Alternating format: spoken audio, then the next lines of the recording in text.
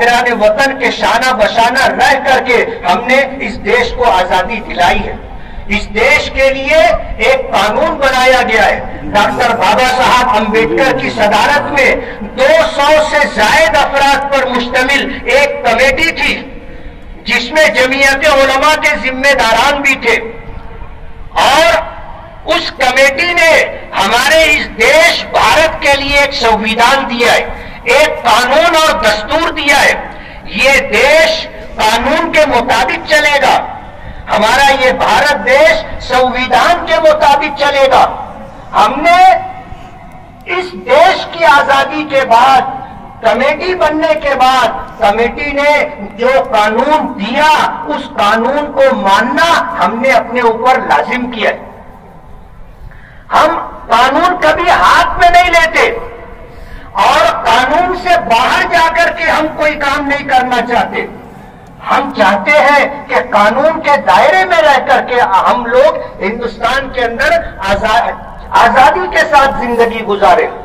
जिनको हिंदुस्तान की पासदारी करते हुए हमें सब्र और हिम्मत से काम लेना है, घबराने की बात नहीं है।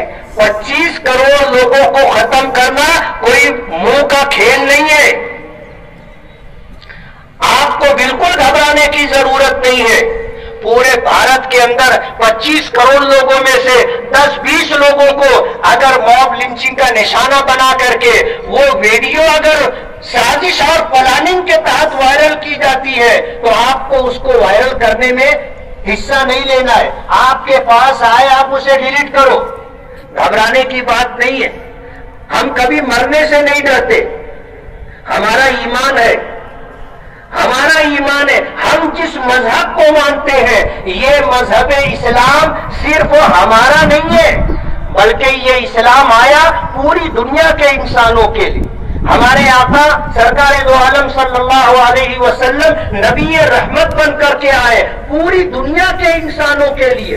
कुरान करीम जो आप पर नाजिल हुआ अल्लाह का कलाम है, ये मुसलमानों के लिए नहीं, सिर्फ मुसलमानों के लिए नहीं, पूरी दुनिया के इंसानों के लिए। मैं आज अपने हिंदू भाइयों से और बिरादरान वतन से और भारत भर के रहने वाले लोगों के पास अपना ये